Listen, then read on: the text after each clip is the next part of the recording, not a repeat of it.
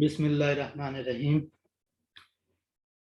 Curve fitting bye least square, ये हमारा topic है आज। इससे पहले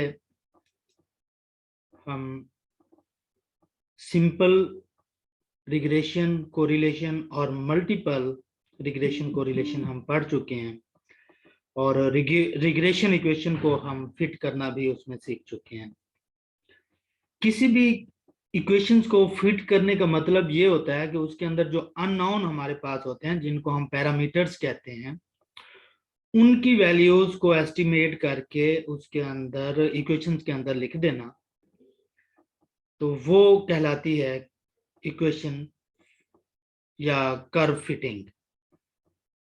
इक्वेशन फिटिंग या फिर उसको हम उसमें ड्रॉ करेंगे ग्राफ पर, तो वो कहलाएगी कर्व फिटिंग। अब हमारे पास दो तरह के रिलेशनशिप होते हैं इक्वेशंस के बारे में। एक हमारे पास होता है रिग्रेशनल, या जिसको हम रैंडम वेरिएशन जिसके अंदर हो, जिसमें एप्सिलॉन होता है, जिसको हम प्रोबेबिलिस्टिक मॉडल भी कहते हैं। एक ये होता है रिग्रेशनल या प्रोबेबिलिस्टिक मॉडल, और दूसरा हमारे पास होता है फंक्शनल रिलेशनशिप। जो डिटर्मिनिस्टिक मॉडल होता है उसको हम फंक्शनल रिलेशनशिप भी कहते हैं। फंक्शनल रिलेशनशिप ऐसा होता है जिसमें रैंडमनेस नहीं होती, रैंडम वेरिएशन उसके अंदर नहीं होती, एग्जैक्टली इक्वेशन जो है वो फिट होती है इसमें। तो ये दो बातें इसमें याद रखें कि एक रिग्रेशनल रिलेशनशिप और एक फंक्शनल रिलेशनशिप। तो इस रिग्रेशनल जो रिलेशनशिप थे वो हम पिछले चैप्टर में पढ़ चुके हैं। अब हमारे पास फंक्शनल रिलेशनशिप जिसमें कोई रैंडम वेरिएशन नहीं होगी इक्वेशन में, उनको हम इस चैप्टर में डिस्कस करेंगे। अब ये जो फंक्शनल हैं ये लीनियर रिलेशनशिप भी हो सकते हैं और नॉन लीनियर भी हो सकते हैं। लीनियर क्या होंगे? जिसमें हमारे पास वेरिएबल की पावर सिर्फ 1 होगी, वेरिएबल की पावर 1 होगी, तो चाहे उसमें एक वेरिएबल हो या दो वेरिएबल हो, जितने भी वेरिएबल हो, लेकिन उसकी पावर अगर 1 होगी तो उसको हम लीनियर रिलेशनशिप कहेंगे। अगर पावर्स वेरिएबल की बढ़ जाती है, 2 हो जाती है, तो उसको हम सेकंड डिग्री इक्वेशन कहते हैं या सेकंड डिग्री पैराबोला कहते हैं। इसी तरह अगर मैक्सिमम पावर 3 हो जाए, 4 हो जाए, इस तरह पावर्स बढ़ते जाएंगी तो इसको हम थर्ड डिग्री पैराबोला और सो ऑन कहते जाएंगे। तो वो नॉन लीनियर होती हैं। पावर्स अगर एक से बड़ी आ जाएगी तो वो नॉन लीनियर होगी।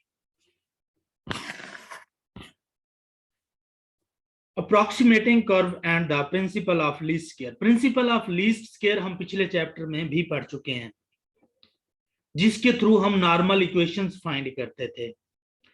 तो प्रिंसिपल ऑफ लीस्ट स्क्वायर का बेनिफिट, फायदा क्या होता है? ये हमें जो सम ऑफ स्क्वायर ऑफ एरर होता है ये मिनिमम देता है। अगर हम इस मेथड के अलावा किसी और मेथड के साथ हम कर्व फिट करें, उसकी निस्बत ये जो मेथड ऑफ या प्रिंसिपल ऑफ लीस्ट स्क्वायर है, ये सम ऑफ स्क्वायर ऑफ एरर जो है ये मिनिमम देता है। अब हमारे पास ये उसने डिफरेंट इक्वेशंस बताई हैं। जो लीनियर रिलेशनशिप है इसको हम स्ट्रेट लाइन भी कहते हैं। ये लीनियर कर्व होती है जिसके देखें यहां पर x की पावर जस्ट 1 है, कोई पावर ना लिखी हो तो 1 होती है उसकी पावर। सेकंड डिग्री और क्वाड्रेटिक कर्व, इसमें क्या है? मैक्सिमम पावर 2 है, मैक्सिमम पावर 3 होगी तो ये थर्ड डिग्री पैराबोला इक्वेशंस होगी। और एन एक्सपोनेंशियल कर्व, अब थोड़ा सा फर्क समझे आप एक्सपोनेंशियल कर्व में और ज्योमेट्रिक या पावर कर्व में। देखिए अगर आप जस्ट एक नजर देखते हैं इनको तो आपको एक जैसी लग रही है, ए बी की पावर एक्स और ए एक्स की पावर बी। तो एक्सपोनेंशियल में वेरिएबल आपका पावर में होगा, आपको देखकर पता चल जाएगा कि ये एक्सपोनेंशियल है, ये ज्योमेट्रिक है। एक्सपोनेंशियल में आपका वेरिएबल जो है वो पावर में आ गया है, पैरामीटर या जो कांस्टेंट है वो हमारे पास बेस में है। जब ज्योमेट्रिक या पावर कर्व की बात होती है तो वेरिएबल जो है आपका उसकी पावर कांस्टेंट आ रही है, तो इसको हम ज्योमेट्रिक या पावर कर्व कहेंगे। उसके बाद हाइपरबोला, सिर्फ हाइपरबोला जो है इसका अगर एक्सपोनेंट हम ले लें, यानी रेसिप्रोकल अगर हम ले लें y का, और वो इस चीज के इक्वल हो, a प्लस बी एक्स जो है 1/y के इक्वल हो, तो इसको हाइपरबोला हम कहेंगे। अब हमारे पास इसमें आप लोगों को पता है जो भी ये पहला लिखा हुआ है ये डिपेंडेंट वेरिएबल होता है, और x जो है हमारे पास इंडिपेंडेंट वेरिएबल है।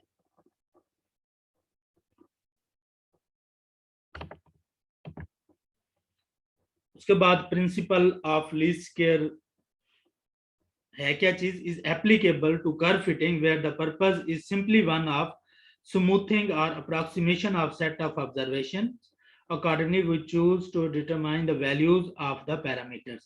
यानी जब भी हम कर्व फिट कर रहे होते हैं तो हमारा मकसद होता है जो कर्व के अंदर पैरामीटर्स हैं, जो अननोन वैल्यूज हैं, उनकी वैल्यूज को निकालना, उनको हमने एस्टिमेट करना। In the equation of approximating curve so as to make the sum of squares of, ये जो बात मैं आपको कह रहा था कि प्रिंसिपल ऑफ लीस्ट स्क्वायर क्या कहता है, सम ऑफ स्क्वायर ऑफ रेजिडुअल जो है इसका मिनिमम होता है। ये आपके एमसीक्यूज के लिए अहम है। Residuals has been defined, residual अब क्या होता है, ये पीछे हम चीजें पढ़ चुके हैं पिछले चैप्टर दोनों में, कि रेजिडुअल्स क्या होता है, जो हमारे पास फिटेड लाइन होती है और जो ऑब्जर्व्ड वैल्यूज होती हैं उनका हम क्या करते हैं, डिफरेंस निकालते हैं। Residuals has been defined as the difference between the observed value and the corresponding value of the approximating curve. यानी जो कर्व हमने फिट की होती है उसमें वैल्यूज पुट करके जो उनका आंसर आएगा उसको हम अप्रोक्सीमेटिंग वैल्यू कहेंगे, और जो ऑब्जर्व्ड ओरिजिनल वैल्यूज होंगी उनको ऑब्जर्व्ड कहेंगे। उन हर वैल्यू का डिफरेंस अगर हम निकालेंगे तो वो रेजिडुअल्स कहलाएगा। तो जो हमारे पास मेथड ऑफ लीस्ट स्क्वायर है वो क्या करता है, अगर हम इनका डिफरेंस करें और फिर इनका स्क्वायर करें, फिर इनका सम करें, तो वो मिनिमम होगा। उसके बाद है fitted straight line, fitting a straight line. ये स्ट्रेट लाइन हम पहले भी इसको फिट कर चुके हैं रिग्रेशन, सिंपल रिग्रेशन में, कि आपने क्या करना है, पहले इसका नॉर्मल इक्वेशंस बनानी है।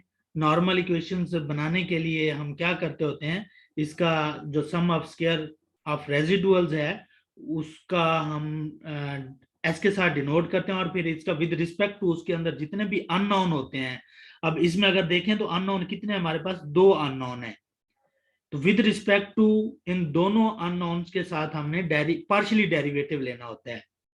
इसको हम partially derivative with respect to a कहेंगे। ये डेरिवेटिव लिया, सेकंड डेरिवेटिव लिया, तो ये नॉर्मल इक्वेशंस हमारे पास आ जाएंगी ये नीचे। तो नॉर्मल इक्वेशंस बनाने का एक और मेथड भी मैंने आपको बताया था, कि जो इक्वेशंस हमारे पास होती है उसमें जो अननोन के साथ कोफिशिएंट लिखा होगा उसको हम उस पे समेशन अप्लाई करते हैं, और ओरिजिनल इक्वेशन के साथ, जो ओरिजिनल इक्वेशन हमारे पास ये है y = a + bx, summation apply करके इसके साथ मल्टीप्लाई कर देते हैं।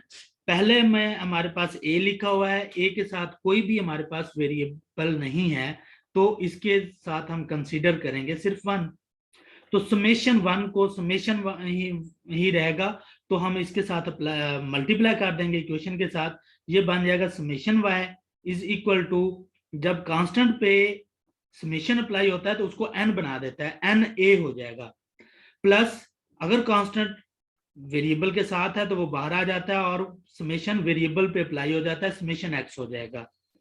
पहली नॉर्मल इक्वेशन बन जाएगी जो ये है, देखें summation y is equal to N A plus B summation X. तो दूसरी नॉर्मल इक्वेशन बनाने के लिए आप दूसरे अननोन पे पास चले जाएं और इसके साथ देखें क्या लगा हुआ है, एक्स लगा हुआ है। तो एक्स और समेशन को अप्लाई कर दें इस पर, summation x y equal a summation x plus B summation x. एक एक्स ऑलरेडी है तो स्क्वायर हो जाएगा। ये देखें, ये हमारे पास दूसरी नॉर्मल इक्वेशंस आ जाएगी। इन इक्वेशंस को हम सिमुलटेनियसली सॉल्व करेंगे। सिमुलटेनियसली जब हम इनको सॉल्व करेंगे तो ये हमारे पास जो अननोन है ए और बी वो आ जाएंगे हमारे पास। जो इक्वेशन सिमुलटेनियसली सॉल्व की जाती है वो हमेशा ट्रू रिजल्ट देती है, यानी ये इक्वेशन जैसे भी ए और बी की जो भी वैल्यूज हैं वो इक्वेशन दोनों पर जो है उसको करेक्ट साबित करेंगी। इस तरह का क्वेश्चन एक मैंने 18 स्केल का भी एग्जाम जो दिया है उसमें आया हुआ था कि जो सिमुलटेनियसली इक्वेशंस होती हैं उनके रिजल्ट इक्वेशंस पर किस तरह आते हैं। तो ये बिल्कुल एक्यूरेट रिजल्ट जो है इनके यानी कि इक्वल उसको बना देती हैं। और एक और इक्वेशन भी आया हुआ था, उसमें एक इक्वेशंस उन्होंने लिखी हुई थी और उसकी डिग्री बतानी थी कि मैक्सिमम उसकी कितनी डिग्री है। तो उस इक्वेशंस को सॉल्व करके फिर बताना था कि इसकी डिग्री कितनी बन रही है। इस तरह के इक्वेशन जो है वो पूछ रहा है। तो इस तरह आपके पास अननोन आ जाएंगे, इनकी वैल्यूज को फिर आपने इस्तेमाल करना होगा, इक्वेशंस में जाकर फिट कर देना होता है। तो ये हमारे पास सिंपल लीनियर इक्वेशन थी जिसकी डिग्री मैक्सिमम डिग्री 1 थी, उसको फिट किया है। नेक्स्ट हमारे पास second fitting second degree parabola. Second degree parabola भी हम पिछले चैप्टर्स में कर चुके हैं।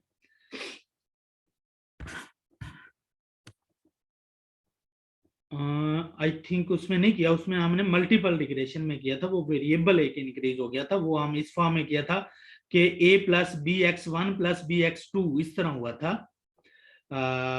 पावर में नहीं था। तो ये सेकंड डिग्री पैराबोला अभी हम इस चैप्टर में करेंगे।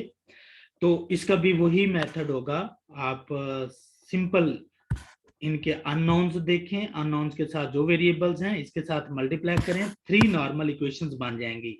एक तो ये मेथड सिंपल होता है, दूसरा यही होता है कि आप इनके डेरिवेटिव, इसका जो residuals some of square residuals है इसका स्क्वायर लें, यानी सम ऑफ स्क्वायर मैंने बोल दिया तो वो आप समझ जाए कि ये स्क्वायर में आ जाएगा।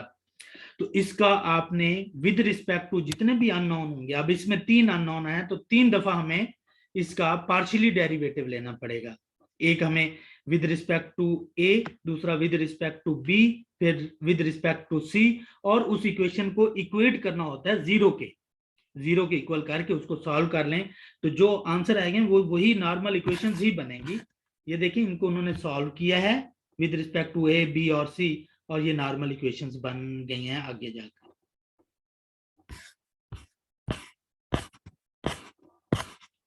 तो ये न्यूमेरिकली जो है सॉल्व करके नॉर्मल इक्वेशंस के अंदर जो है वो वैल्यूज पुट कर देता है, जो भी इसके अंदर summation Y, summation x Y, summation X square, summation X इसके अंदर यूज हो रहे हैं, ये सारी चीजें यहाँ से कंप्यूट कर लेता है इनके समेशंस, और इन नॉर्मल इक्वेशंस के अंदर जाकर वैल्यूज पुट कर देता है। तो हम उनको फिर सिमुलटेनियसली सॉल्व करके ए, बी और सी जो भी अननोन होंगे उनकी वैल्यूज हम एस्टिमेट कर लेते हैं, और फिर एंड पे हम कर्व के अंदर फिट कर देते हैं। कर्व के अंदर जब फिट कर देते हैं तो वो फिटेड लाइन या फिटेड कर्व हो जाती है।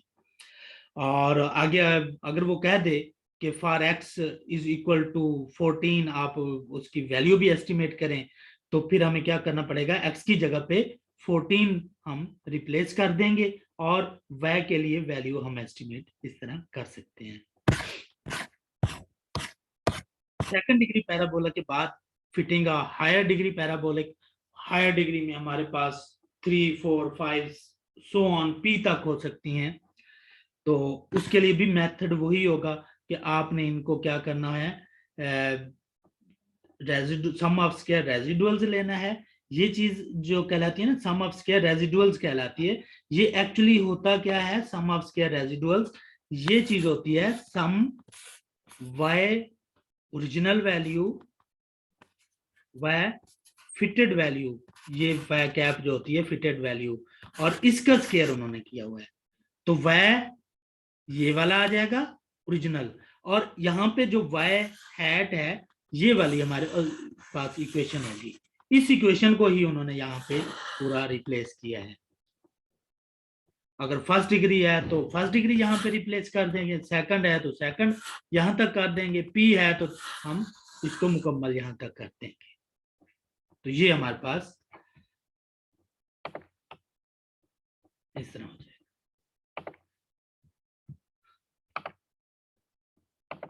ओके, वापस लेकर जाएं।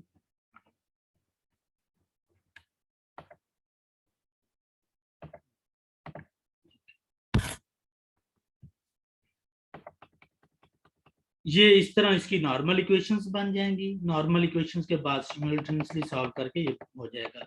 जस्ट आपको ये पता होना चाहिए कि मेथड ऑफ लीस्ट स्क्वायर के अंदर हम क्या करते हैं, सम ऑफ स्क्वायर जो है एरर, उसको हम विद रिस्पेक्ट टू जितने भी अननोन होते हैं डेरिवेटिव लेते हैं और इक्वल टू 0 कर देते हैं, तो हमारे पास नॉर्मल इक्वेशंस बन जाती हैं। अब बेटर फिट क्या होगा? It is important to note that the sum of squares of residuals enable us to make some sort of comparison. A simple way of judging whether a straight line, a quadratic parabola or a cubic parabola is likely to give the better fit. यानी कि वो कह रहा है कि हमें पता कैसे चलेगा कि स्ट्रेट लाइन या क्वाड्रेटिक इक्वेशन या क्यूबिक या उससे भी हायर जो है वो ज्यादा बेहतर फिट है। इसके लिए हम क्या करते हैं, is to calculate the sum of squares of residuals. हम उसके sum of squares of residuals निकालते हैं in each case, और फिर the smaller the sum of square, जिसका sum of squares smaller होगा वो better fit होगी।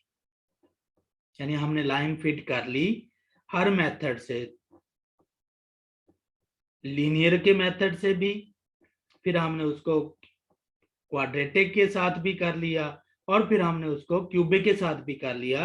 तो फिर उनको हम उसके सम ऑफ स्क्वायर्स रेजिडुअल्स कैलकुलेट करेंगे और फिर देखेंगे जिसका सबसे कम होगा वो बेटर फिट होगा। हम कहेंगे कि इस डाटा पर लीनियर ज्यादा अच्छी है या क्वाड्रेटिक ज्यादा अच्छी है, यानी स्ट्रेट लाइन ज्यादा अच्छी है या क्वाड्रेटिक या क्यूबिक या सो ऑन। इससे नेक्स्ट भी हम जा सकते हैं। Change of origin and scale, जब हम ओरिजिन और स्केल को चेंज करते हैं इसके अंदर, तो हम ये ओरिजिन और स्केल चेंज क्यों करते हैं? ताकि कंप्यूटेशन जो हम इसमें करते हैं वो इजी हो जाए, कंप्यूट करना इनको इजी हो जाए। बड़ी वैल्यूज को संभाल करने के लिए हम उसके ओरिजिन और स्केल चेंज करते हैं। तो ओरिजिन और स्केल चेंज करने के बाद जो हमारे पास डाटा बचता है उसके साथ हम उसी तरह इक्वेशंस फिट कर लेते हैं। फिर जो भी हमारे पास हमने u या v जो भी बनाए होंगे, जिस तरह वो बनाए होंगे वो फिटेड लाइन में हम उसमें पुट उसी तरह कर देंगे। जैसे उन्होंने u को बनाया x-3 और v को बनाया y-300 डिवाइडेड बाय 100, ये उसने x-3 और v जो है ये बना दिया है। तो ये हमारे पास u और v ये आ गए हैं। अब इस u और v को यूज करते हुए उन्होंने लाइन फिट कर लिया और वो फिटेड लाइन ये हमारे पास आ गई है, v is equal to this. अब जो भी हमारे पास v और u हमने रखे थे वो इसके अंदर हम रिप्लेस कर देंगे। v की जगह हमने जो वैल्यू यहां पर रखी थी उसको रिप्लेस कर देंगे। v की जगह y-300 डिवाइडेड बाय 100 और u की जगह हम x-3 इस इक्वेशन के अंदर पुट कर देंगे। u जहां जहां पे होगा वहां पे x-3 पुट करेंगे और फिर उनको हम v और u के लिए सॉल्व कर देंगे। सॉरी, वो इसमें तो अब v और u तो खत्म हो गया, उसकी जगह x और y आ जाएंगे। तो y इज इक्वल टू, उसके लिए हम इसको सिंप्लीफाई करेंगे तो हमारे पास इस तरह लाइन फिट हो जाएगी। और अगर आप विदाउट स्केल और ओरिजिन और स्केल चेंज किए बगैर अगर हम बनाते फिर भी उसका आंसर यही आता, लेकिन उसमें कंपटीशन बड़ी हो जाती। उसके बाद है एक्सपोनेंशियल कर्व। एक्सपोनेंशियल कर्व मैंने आपको बोला था जब पीछे हमने देखा है कि हमारे पास जो वेरिएबल है वो पावर में होगा, एक्सपोनेंट में होगा, किसी भी बेस के ऊपर होगा, तो उसको हम एक्सपोनेंशियल इक्वेशन कहेंगे। Equations in which one of the variable quantities occur as an exponent such as y is equal to A C B की पावर x, तो इसको हम क्या कहेंगे, एक्सपोनेंशियल इक्वेशंस कहेंगे। Graph showing these equations as exponential curve, इसका graph जो है एक्सपोनेंशियल कर्व की तरह बनता है, वो कुछ इस तरह की शेप में बनता है कि पहले काम होता हुआ यकदम इस तरह ऊपर जाता है, इस तरह इसका ग्राफ बनता है एक्सपोनेंशियल इक्वेशंस का। अगर नेगेटिव है तो इसी तरह नीचे रैपिडली आएगा। Exponential curve are used to describe a relationship in which one variable forms approximately a geometric progression while the other form an arithmetic progression। यानी एक हमारे पास ये प्रोग्रेशन सीरीज होती हैं, तो एक ज्योमेट्रिक सीरीज के साथ और एक अरिथमेटिक सीरीज के साथ होता है। Data of this hybrid type frequently occurs in the field of, ये डिफरेंट फील्ड बता रहे हैं कि जहां जहां पर ये यूज होता है, बैंकिंग, इकोनॉमिक्स, बायोलॉजी एटसेट्रा। तो ये वो एक इक्वेशन ले रहा है y is equal to A सी की पावर बी एक्स। तो इसी तरह सेम y माइनस जो लाइन है वो करेंगे, उसका स्क्वायर करेंगे तो ये सम ऑफ स्क्वायर्स एरर, ये सम ऑफ स्क्वायर रेजिडुअल्स, फिर इसका हम विद रिस्पेक्ट टू इनके जितने भी अननोन होंगे उसके तहत हम डेरिवेटिव लेंगे। अब इसके अननोन सारे इसके साथ ही हैं, तो एक a है, a के साथ हम उसका डेरिवेटिव लेंगे, फिर इसके साथ एक दूसरा अननोन b है, b के साथ हम इसका पार्शियली डेरिवेटिव लेंगे। तो ये डेरिवेटिव लेने के बाद हम इनको सॉल्व करके इनकी हमारे पास नॉर्मल इक्वेशंस आ जाएंगी। तो नॉर्मल इक्वेशंस को फिर हम सिमुलेटेनियसली सॉल्व करके ए और बी निकाल सकते हैं, या फिर अगर हमारे पास डाटा गिवन हो तो हम उसी डाटा को कंप्यूट करके इसके अंदर समेशन ए का स्क्वायर और बी एक्स जो भी होगा, जो भी हमारे पास इसके अंदर वेरिएबल्स होंगे उनकी वैल्यूज पुट कर देंगे। अगर इस तरह पुट नहीं हो रहा है तो फिर हम इनको सॉल्व करने के लिए लॉग का सहारा लेते होते हैं, क्योंकि ई की पावर बी एक्स इस तरह उसको कंप्यूट करना इजी नहीं होता। तो फिर वो क्या करता है, इनको सॉल्व करने के लिए वो इक्वेशंस का लॉग ले लेता है। लॉग लेने से जो एक्सपोनेंट चीजें होती हैं वो एक्सपोनेंट से नीचे आ जाती हैं, तो फिर उनको सॉल्व करना ज्यादा इजी हो जाता है। ये देखें उसने इक्वेशन जो थी उसका लॉग लिया है, लॉग ए प्लस बी लॉग ई एक्स, ये जो हमारे पास इक्वेशन थी पूरी का लॉग लिया है, और फिर इनको वो रिप्लेस कर रहा है। लॉग ए को एक वेरिएबल के इक्वल रखना होगा और वो बन जाएगा हमारे पास इस फॉर्म में। इस फॉर्म में इसको लेकर उसको सॉल्व कर लेगा।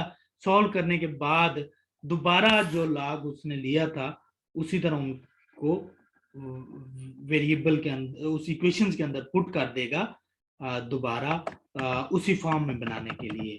तो ये देखें, ये इसका मेथड होगा।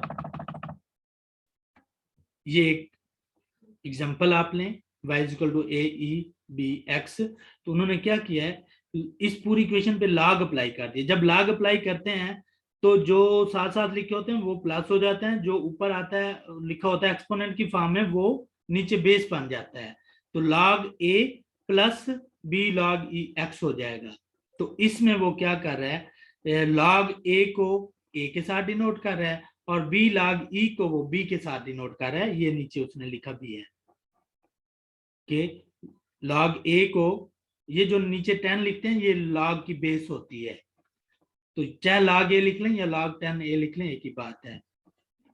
और बी log ई को वो कैपिटल बी के साथ डिनोट कर, तो ये हमारे पास वही एक स्ट्रेट लाइन बन जाती है। तो इसको सेम स्ट्रेट लाइन की तरह ही सॉल्व कर लेगा। सॉल्व करने के बाद वो दोबारा वहां पे जाकर जब आंसर आ जाएगा तो ये वैल्यूज पुट कर देगा उसके अंदर।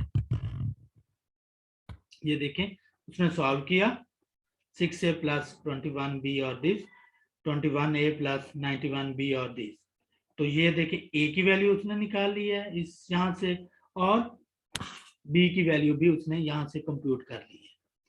अब दोबारा इसको वो रीपुट करेगा। एंटीलॉग ऑफ ए और एंटीलॉग ऑफ ये हमारे पास बन जाएगा। ये एंटीलॉग आप के पास कैलकुलेटर होगा तो उसके साथ इजीली कंप्यूट हो जाता है, लेकिन इतना वो वहां पे कैलकुलेटर अलाउड नहीं होता। तो इस तरह जिसका एंटीलॉग या इस तरह का होगा उसका वो, अगर इस तरह का क्वेश्चन आता है तो वो पेपर के अंदर वैल्यू दे देता होता है कि इसके एंटीलॉग की इतनी वैल्यू बन रही है कि आप उसमें पुट कर सकें, अगर इस तरह का क्वेश्चन आ जाए। अदरवाइज वो देता भी नहीं है जिसमें कैलकुलेटर का इस्तेमाल हो ज्यादा। छोटी छोटी कैलकुलेशंस तो हाथ से होने वाली होती हैं वो आ जाता है, लेकिन इतना बड़ा जो है नहीं आता। तो इस तरह बहरहाल आपने उसको दोबारा पुट करना है और आपके पास जो भी अननोन होंगे ए और बी वो इस मेथड से आ जाएंगे, और फिर आपने ओरिजिनल इक्वेशन के अंदर वो ए और बी की वैल्यूज पुट कर देनी है। तो इट मींस के ये लाइन आपकी फिट हो गई है, ये कर्व फिट हो गई है। डिफरेंट फॉर्म में इस तरह की इक्वेशन आ सकती हैं। ए एक्स की पावर बी हो सकता है, वहां पे क्या था इक्वेशन इस फॉर्म में थी, लेकिन ये इक्वेशन एक्सपोनेंशियली होगी ए ई की पावर बी एक्स। तो इसी तरह आपने उनको सॉल्व करना है। नेक्स्ट है हमारे पास other types of curve. Other types में क्या आएगा, मॉडिफाइड एक्सपोनेंशियल कर्व। अब वो सिंपल थी, हमारे पास ए बी की पावर एक्स इस फॉर्म में थी। अब इसके साथ एक और कांस्टेंट बी प्लस हो रहा है, तो इसको हम मॉडिफाइड एक्सपोनेंशियल कर्व कहेंगे, which is obtained by adding a constant के टू एन एक्सपोनेंशियल कर्व। यानी एक कांस्टेंट ए को ऐड कर दें अगर एक्सपोनेंशियल कर्व में, तो वो मॉडिफाइड एक्सपोनेंशियल कर्व बनती है।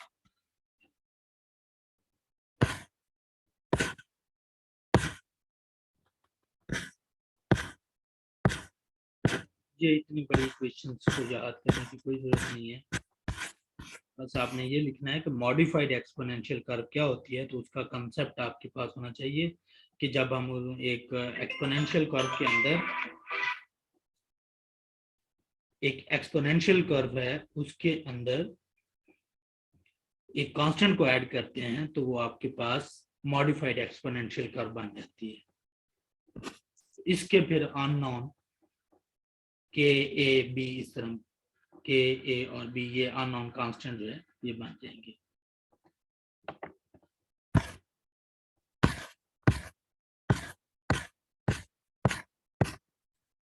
उसके बाद है the Gompertz curve, named for Benjamin कंपर्स।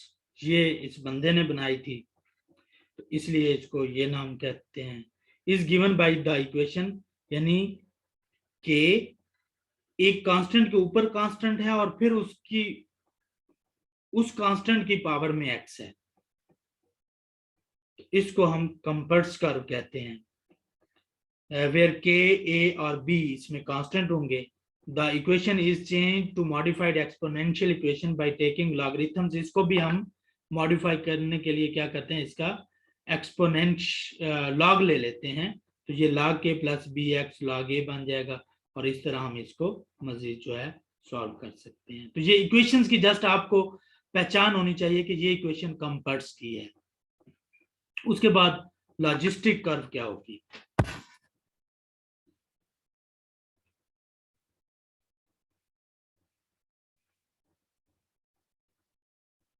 अच्छा ये भी पढ़ लें कि कंपर्स कर्व में होता क्या है। इस तरह का हो सकता है क्वेश्चन में वो पूछ ले कि इसका पैटर्न क्या होता है कंपर्स कर्व का। Increases first at increases rate, यानी ये पहले इंक्रीजिंग रेट के साथ इंक्रीज होती है, then increases at a decreasing rate, और फिर डिक्रीजिंग रेट के साथ इंक्रीज होती है until it reaches a maximum level, जब तक ये अपने मैक्सिमम लेवल तक पहुंच जाए, is a frequently used in business and actuarial work.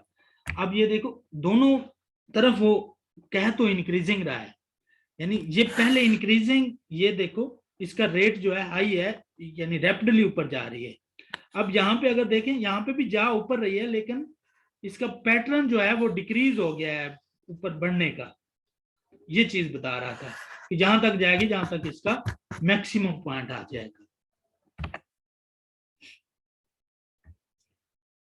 उसके बाद है the logistic curve, which is widely used to represent growth.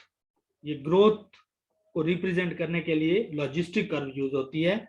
Is defined by the relation y is equal to k divided by 1 plus b c की power x, यानी इसके अंदर constant और constant में 1 plus करके, ये इक्वेशन अगर आप देखें जिसकी पावर में x है, तो ये एक्सपोनेंशियल कर्व इसके साथ इसको हम कह सकते हैं, यानी एक्सपोनेंशियल पावर इसका पार्ट है। तो इसको भी हम सॉल्व करने के लिए, this is similar as form to the modified exponential curve if 1 over y is expressed as a function of x, and the same method fitting may therefore be applied with the reciprocal 1 over y, यानी इसको हम same method के साथ solve कर सकते हैं।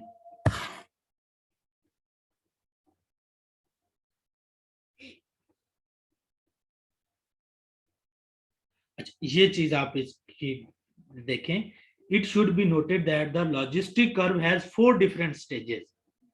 Logistic curve की 4 different stages होती हैं। पहली कौन सी है? अ period of relatively slow growth, एक ऐसा पीरियड जिसमें स्लो ग्रोथ हो रही होती है। Then a period of accelerated growth, यानी एक पीरियड आता है वहां पर एक्सीलरेटेड ग्रोथ होगी। Then a period of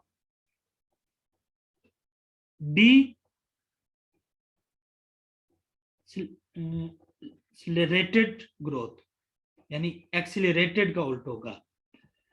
And finally, a period of stability when the curve does not go up, यानी अगर इसका पैटर्न आप देखते हैं, a period of relatively slow growth, यानी स्लो ग्रोथ के साथ जा रहा होगा, फिर रैपिडली ज्यादा ग्रोथ के साथ जाएगा, और फिर उससे कम, और फिर मजीद जो है एंड पे, फोर्थ पे स्टेबल हो जाएगी जाकर curve.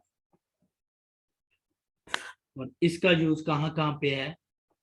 Human population and then economic variables are appropriately describe by this curve. उसके बाद है the Makeham curve. Makeham curve, इसका पैटर्न भी देख लें कि y is equal to k s की पावर x b c की पावर x, यानी दो कांस्टेंट के ऊपर पावर्स हैं के एस एक्स, ये एक सिंपल एक्सपोनेंशियल की फॉर्म हो गई, और फिर b है उसकी जो हमारे पास सी एक्स है, यानी पावर की पावर है कंपर्ट्स की तरह, ये कंपर्ट्स की तरह। ठीक है, तो इसके दो पार्ट हो गए, एक हमारे पास देखें सिंपल एक्सपोनेंशियल, फिर कंपर्ट्स, तो इसको भी वो उस तरह सॉल्व कर सकते हैं। ये उन्होंने नीचे बताया भी है। This type of curve which is actually a combination of a straight line, यानी straight line with the Compert's curve, यानी Compert's curve के साथ ये लाइन बनी है, is used in actuarial and insurance work, इसका इस्तेमाल है वहां पे। उसके बाद है criteria for a suitable curve. Suitable curve का क्राइटेरिया जो है वो किस तरह का होता है, ये से इसको देखते हैं, इधर से ही देखें। A straight line if the first difference between successive values are approximately constant, यानी अगर फर्स्ट डिफरेंस हम लेते हैं बिटवीन सक्सेसिव वैल्यूज और वो हमारे पास अप्रॉक्सीमेटली कांस्टेंट होगा तो स्ट्रेट लाइन, फिर सेकंड डिग्री पैराबोला लेंगे इफ द सेकंड डिफरेंस जो है वो कांस्टेंट होगा। उसके बाद थर्ड डिग्री, अगर थर्ड डिफरेंस कांस्टेंट होगा। ये ऊपर से आप लोगों ने पढ़ लेना है। An exponential curve if the first difference of the logarithms are approximately constant, यानी हम logarithms लें और फिर उनके differences लें और वो constant हैं, तो इस पे हम exponential curve लेंगे। और log parabola कब होगा? If the second difference of the logarithms of the y values, यानी logarithm का second जो difference है वो अगर constant है तो फिर log parabola आएगा। A modified exponential curve कब होगी? If the first difference is constant percentage of the preceding first difference, यानी first difference जो है वो constant percentage के साथ, यानी हर दफा इतनी इतनी इतनी परसेंट के साथ चेंज हो रहा हो, तो उसमें हम modified exponential कहेंगे। Compert's curve कब होगी? If the first difference of the logarithms are changing by constant percentage, तो उसमें Compert's curve होगी। लॉजिस्टिक कर्व कब होगी? If the first difference of the reciprocal, यानी जो रेसिप्रोकल का first difference are changing by a constant percentage, तो ये लॉजिस्टिक होगी। और रेसिप्रोकल लाइन क्या होती है? 1/this if the reciprocal of the data show a straight line, यानी रेसिप्रोकल ऑफ द डाटा जो है स्ट्रेट लाइन शो करेगा, तो इसके लिए हम रेसिप्रोकल लाइन जो है वो लगाएंगे। उसके बाद है finding plausible value by the principle of least square. ये वही है प्रिंसिपल ऑफ लीस्ट स्क्वायर कि हम किस तरह इस्तेमाल करते हैं। अगर इस तरह की इक्वेशंस हों हमारे पास, तो ये वही है कि जितने भी अननोन होंगे हम उनके तहत उसका डेरिवेटिव लेते हैं और फिर इसको सॉल्व करते हैं। ये सारी चीजें हमें यहाँ पे दिया हुआ है। ये लॉन्ग है, इसको आप रहने दें। ये आपका जो है कंप्लीट हो गया चैप्टर।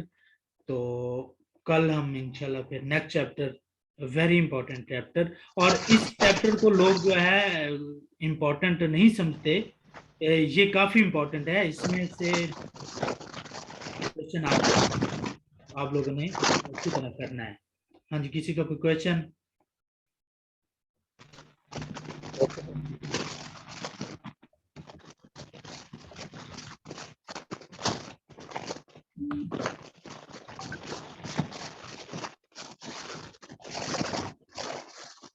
ठीक है फिर।